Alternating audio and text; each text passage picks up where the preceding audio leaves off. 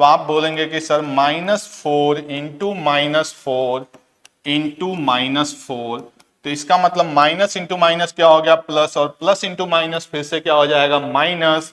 तो ये बात का ध्यान रखना है कि हमेशा किस में आएगा, निगेटिव। ये तो आपको याद ही होगा किसका होता है 4 का, ये किसका होता है 7 का, ये किसका होता है 9 का। इस पे मैं क्या बताऊं। लिस्ट में देखो पिछले स्क्रीन पे 8 किसके में आता है, 2 2 जा 4 2 जा 8, यानी 2 हो गया। देखो कितनी आसानी से बचा क्या 1, 1 का क्यूब 1000 होगा। ये बेचारा कितना है 1 से शुरू, यानी 1 के अलावा तो कोई पॉसिबिलिटी ही नहीं है, यानी ये डेफिनेटली किसका क्यूब है 12 का।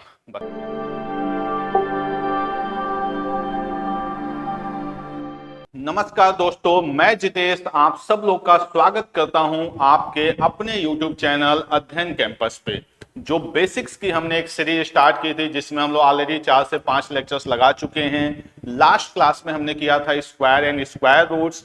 आज की क्लास में मैं आपके सामने हाजिर हूं कुछ क्यूब से रिलेटेड क्वेश्चन लेके। जैसा कि स्क्वायर और स्क्वायर रूट में आपने सीखा था कि कैसे नंबर को स्क्वायर करना और कैसे easily square root find out करना है, वैसे ही आज की क्लास में हम लोग सीखेंगे कि कैसे एक बड़े से बड़े नंबर का जो कि एक परफेक्ट क्यूब है विद इन सेकेंड उसका क्यूब रूट कैसे फाइंड आउट करना है। तो बिना समय को व्यर्थ किए हुए आज की क्लास स्टार्ट करते हैं छोटे से कॉन्सेप्ट के साथ।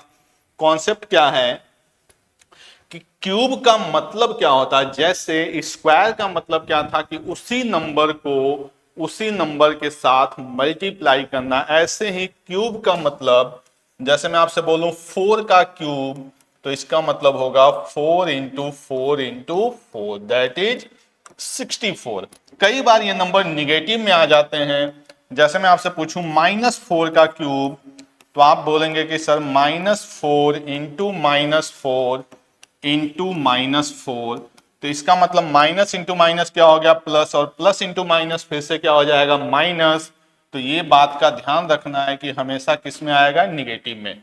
स्क्वायर रूट को सिंपल हम रूट बनाते हैं, जैसे कहीं लिखा हो x इक्वल टू 8, तो इसका मतलब ये स्क्वायर रूट है। लेकिन अगर यहीं पे 3 लिख दिया जाए छोटा सा, तो इसको हम बोलेंगे क्यूब रूट ऑफ 8। तो 8 का क्यूब रूट आप सब लोग को पता है कि क्या होगा भाई 2। कई बार जल्दीबाजी में बच्चों से गलती क्या होती है, जो आपसे भी कभी कभी हो जाएगी, एग्जामिनर जब ज्यादा इंटेलिजेंट वो ऐसे लिख देता है cube root of y equal to दे देगा 8, और आपसे पूछेगा y की वैल्यू। आपसे जल्दीबाजी में गड़बड़ क्या होती है कि आपको दिखता है यार ये तो परफेक्ट क्यूब है, आप तुरंत इसको क्या लिख देते हो 2, और यहीं पे आपका क्वेश्चन क्या हो जाता है गलत हो जाता है। इसको थोड़ा सा ध्यान से सोचने की जरूरत है। तो अभी मैंने आपको बताया था कि ये क्यूब रूट इक्वल टू 8 है, तो जब मैं इसको y लिखूंगा तो जब ये इधर जाएगा तो ये बन जाएगा 8 का पावर 3, और 8 का क्यूब क्या होता है 512। समझ में आई बात। तो इस तरह की गलती पेपर में या डेली लाइफ में नहीं करना है, आपको थोड़ा सा सावधानी के साथ क्वेश्चन को सॉल्व करना है। इसके अलावा आज की क्लास में जो छोटा सा ही सेशन है, जो मुझे आपको सिखाना है वो ये सिखाना है कि कैसे किसी नंबर का क्यूब रूट फाइंड आउट किया जाए विद इन सेकेंड। जी हाँ, विद इन सेकेंड आप क्यूब रूट फाइंड आउट करेंगे नंबर और उसका क्यूब रूट। बस कंडीशन क्या है कि सामने वाला नंबर क्या होना चाहिए परफेक्ट क्यूब होना चाहिए। बस छोटा सा टाइम लेंगे जिसमें आपको मैं कुछ कॉन्सेप्ट बताऊंगा, जिसके बाद हम लोग क्वेश्चन सॉल्व करेंगे। जैसे कोई नंबर 0 से एंड हो रहा है तो इसका क्यूब में क्या आएगा भी एंड में 0 आएगा। 0 into 0 into 0 3 times that is 0। 1 से एंड हो रहा है तो क्या आएगा 1 आएगा। 2 से एंड हो रहा है तो क्या आएगा 8 आएगा। 3 से एंड हो रहा है क्या आएगा 7 आएगा। 4 से एंड हो रहा है क्या आएगा 4 आएगा। 5 से एंड हो रहा है क्या आएगा 5 आएगा। 6 से एंड हो रहा है क्या आएगा 6 आएगा। 7 से एंड हो रहा है क्या आएगा 3 आएगा।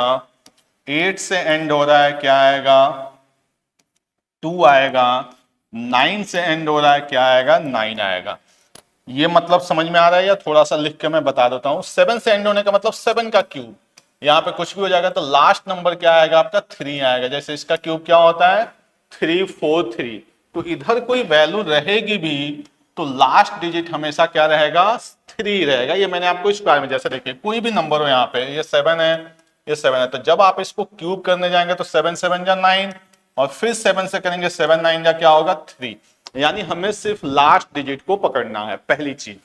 दूसरी चीज क्या है बच्चों कि स्क्वायर में आपने देखा था कि फिर भी दो नंबर मैच हो रहे थे, यहां तो वो भी नहीं है। एक 0 सिर्फ 0 के लिए, 1 सिर्फ 1 के लिए, 8 सिर्फ 2 के लिए, 7 सिर्फ 3 के लिए, 4 सिर्फ 4 के लिए, 5 5 के लिए, 6 7 के लिए, 3 7 के लिए, 2 8 के लिए और आपका 9 किसके लिए 9 के लिए। यानी यहां तो दो नंबर वाले भी सिचुएशन नहीं बननी है जो कि स्क्वायर में बन रहा था कि दो नंबर का यूनिट डिजिट सेम स्क्वायर आ रहा था। यहां तो और भी कहानी क्या है, आसान है। तो इतनी बातें आपको समझ में आ गई होंगी। अगर मैं पॉइंट वाले नंबर की बात करूं, जैसे देखिए मैं पूछूं आपसे 0.2 का क्यूब, तो आप बोलोगे सर 82 हो गया। अब 0.2 0.2 0.2 कितनी बार होगा 3 बार होगा। तो जब आप इसका क्यूब करेंगे तो 3 नंबर के बाद पॉइंट आएगा, यानी 0.008। स्क्वायर में जो नंबर चल रहा था वहां पे क्या था, 2 के बाद 4 के बाद 6 के बाद 8 के बाद 10 के बाद पॉइंट आ सकता है। क्यूब के केस में 3 नंबर के बाद आएगा या 6 के बाद आएगा या 9 नंबर के बाद आएगा। तो आई होप आपको एकदम बेसिक कॉन्सेप्ट क्लियर है। 2-4 एग्जाम्पल करते हैं फिर आज की क्लास का समापन करेंगे।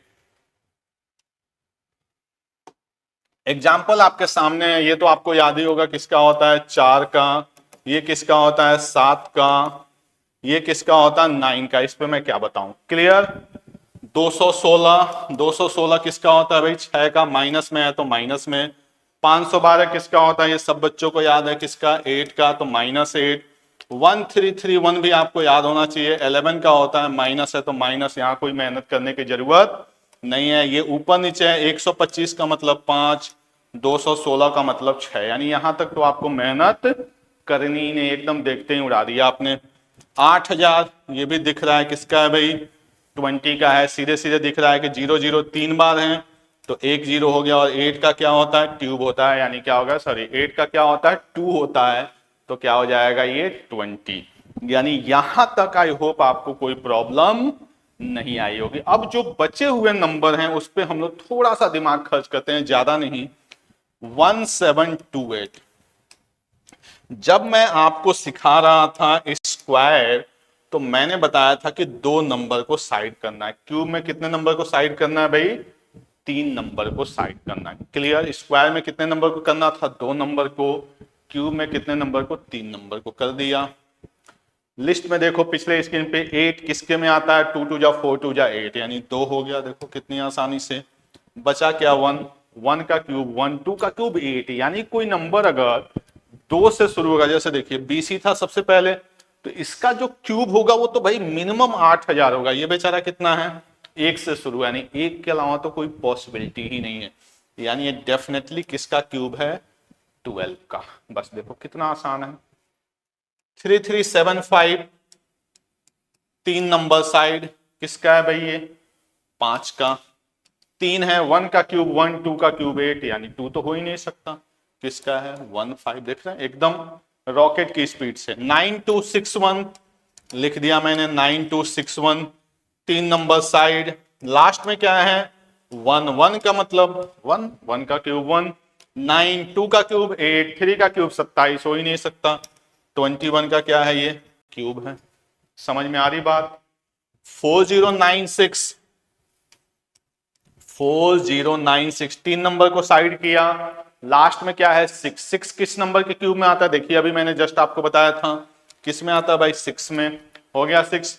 4 है 1 का क्यूब 1, 2 का क्यूब 8, 2 हो नहीं सकता, किसका ये 16 का है। आई होप आपको चीजें समझ में आई होंगी। यानी क्यूब रूट फाइंड आउट करना विद इन सेकेंड का काम है, मतलब सेकेंड के भी कुछ हिस्से में आप सॉल्व कर सकते हैं। तो ये कुछ छोटा सा एकदम सेशन था जहां मुझे आपको समझाना था कि क्यूब रूट कैसे फाइंड आउट करते हैं। अगर सामने वाला नंबर परफेक्ट क्यूब है। अगर यही नंबर पॉइंट में हो जाता, जैसे इसी में से, चूंकि पॉइंट में एग्जांपल नहीं है, इसी में बना देता हूं मैं, जैसे 1.728, तो आपको पॉइंट को सोचने की जरूरत नहीं थी। आप 1728 किसका होता है भाई? 12 का। क्लियर? कितने नंबर के बाद पॉइंट है? 3 नंबर के बाद। तो जब वो बाहर आएगा तो 1 नंबर के बाद हो जाएगा, यानी 1.2 का हो जाएगा। जैसे यही क्वेश्चन था, अगर ये होता 9.261, तो आपको 9261 किसका होता है भाई? 21 का। 3 नंबर के बाद पॉइंट है, बाहर आएगा तो 1 नंबर के बाद, तो कितना हो जाएगा? 2.1। क्लियर? तो आई होप आपको ये छोटा सा सेशन पसंद आया होगा, और मुझे पूर्ण विश्वास है कि आपको अब क्यूब रूट फाइंड आउट करने में कभी कोई दिक्कत नहीं आई होगी। वीडियो पसंद आया हो तो प्लीज लाइक शेयर जरूर करें। चैनल पे नए हैं तो चैनल को जरूर सब्सक्राइब करें। Thank you.